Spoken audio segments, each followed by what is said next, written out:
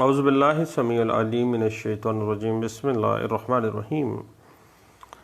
Fundamental rights کی بات چل رہی تھی اور آرٹیکل 17 پاکستان کے ہر شہری کو فریڈم آف ایسوسیشن یعنی انجمن سازی، ایک سیاسی جماعت یا پارٹی بنانے کی آزادی دیتا ہے، لیکن ایسے تمام اقدامات قانون کے دائرے میں رہ کر کیے جانا ضروری ہے۔ کوئی بھی شخص ماسوائے سرکاری ملازم کے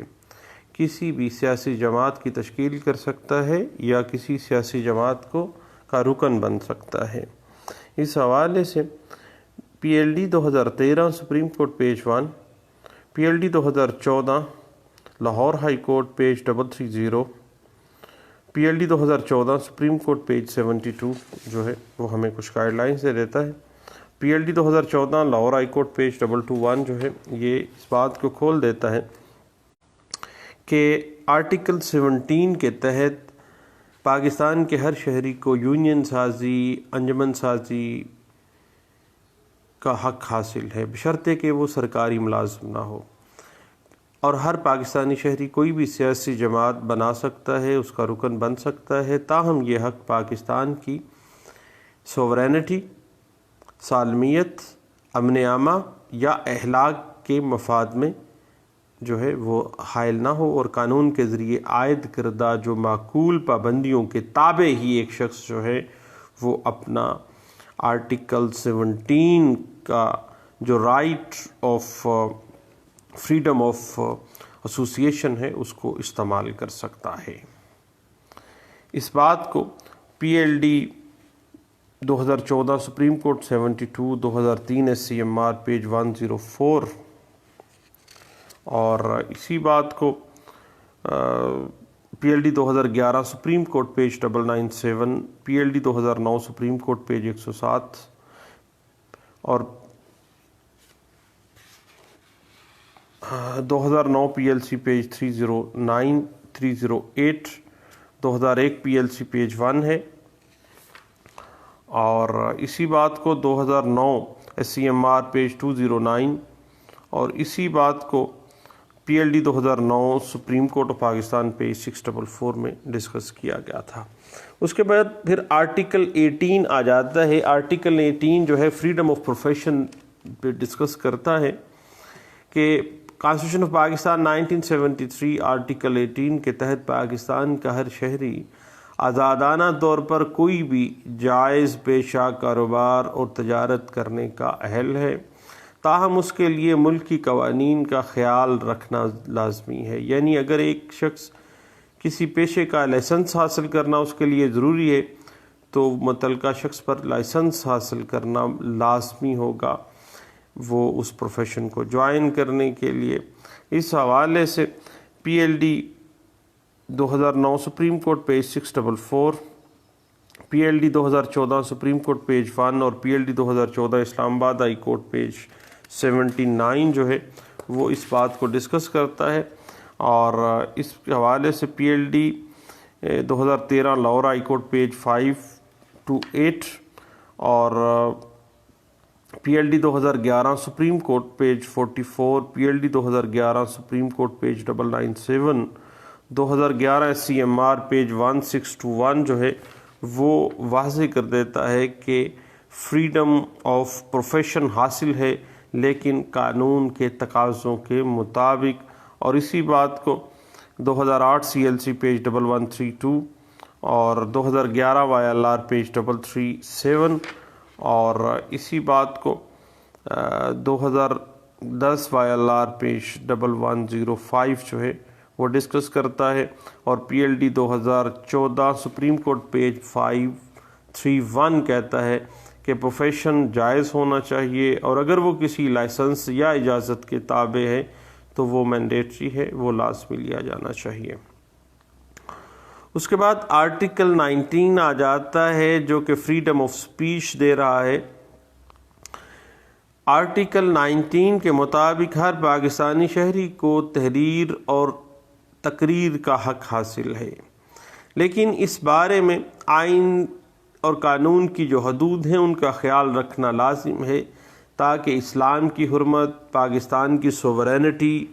پاکستان کے دوسرے ممالک کے ساتھ جو تعلقات ہیں، امن عامہ،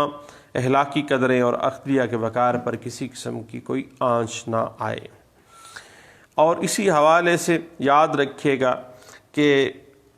ہم نے دیکھا کہ P L D 2014 supreme court page 531 اس حوالے سے ہمیں کچھ گائیڈ لائنس دیتی ہے، اور P L D 2013 supreme court page 244 اس بات کو ڈسکس کرتی ہے، اور P L D 2014 supreme court page 367، 2004 S C M R page 164، اور اسی بات کو 2010 سی ایل سی پیج 546 جو ہے وہ ڈسکس کرتا ہے، اور اسی بات کو 2010 S C M R page 1849 بھی ڈسکس کرتا ہے کہ آرٹیکل 19 کے تحت ہر شخص کو تحریر اور تقریر کے ذریعے اظہار خیال کرنا اس کا فنڈامنٹل رائٹ ہے، اور پریس کو بھی آزادی حاصل ہوگی بشرط کہ یہ اسلامی قدروں کے یا پاکستان کے تحفظ کے یا پاکستان کی سالمیت کے اقتدار اعلیٰ کے خلاف نہ ہو، اور نہ ہی غیر ممالک ہیں ان کے ساتھ پاکستان کے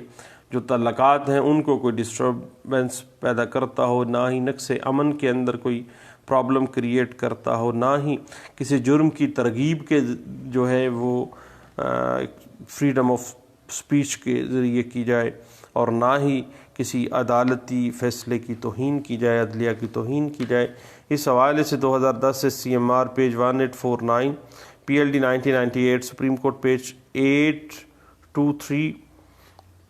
اور P L D 1996 Lahore high court page 577 اس بات کو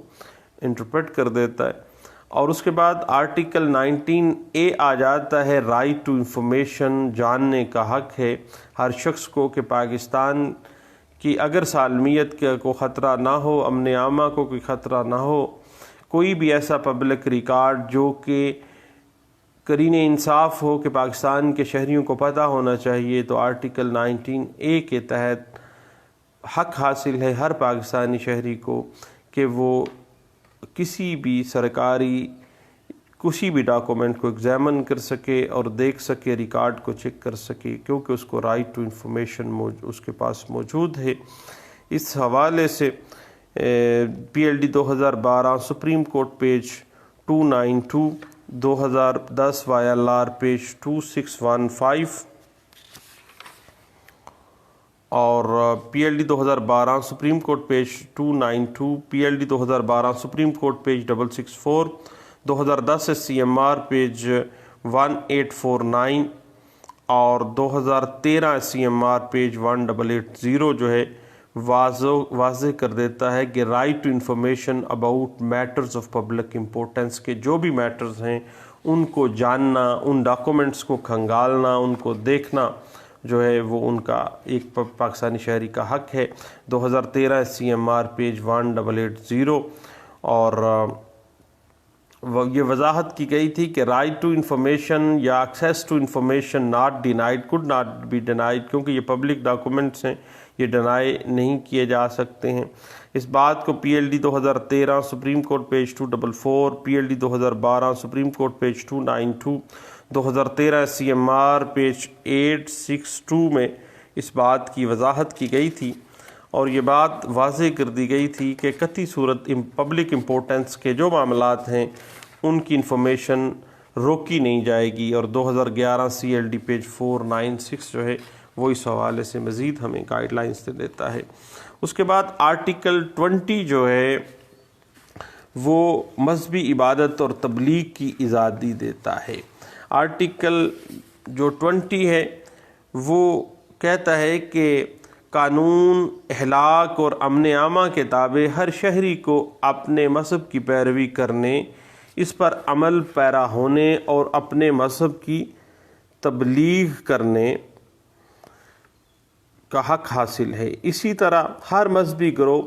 یا اس کا کوئی مسلک یا اس کا کوئی فرقے کو اپنے مذہبی ادارے قائم کرنے، مدرسے بنانے اور ان کا انتظام و انصرام چلانے کا حق حاصل ہے۔ ہر شخص کو حق حاصل ہے کہ وہ اپنے مذہب کی آزادی کے ساتھ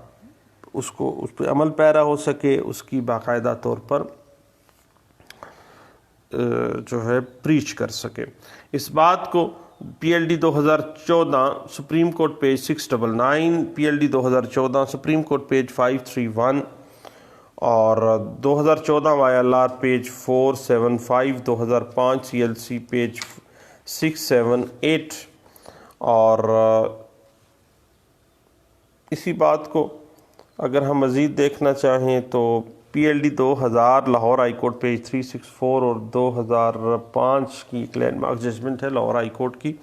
پی L D 2005 Lahore high court page 354 جو ہے وہ اس حوالے سے ہمیں کچھ گائیڈ لائن سے دیتا ہے۔ اس کے بعد آرٹیکل جو 21 ہے کانسٹیٹیوشن آف پاکستان 1973 کا، یہ واضح کر دیتا ہے کہ کسی شخص کو کوئی ایسا خاص ٹیکس ادا کرنے پر مجبور نہیں کیا جا سکتا جس کی آمدنی اس کے اپنے مذہب کے علاوہ کسی اور مذہب کی ترویج پر خرچ کی جانی ہو۔ یعنی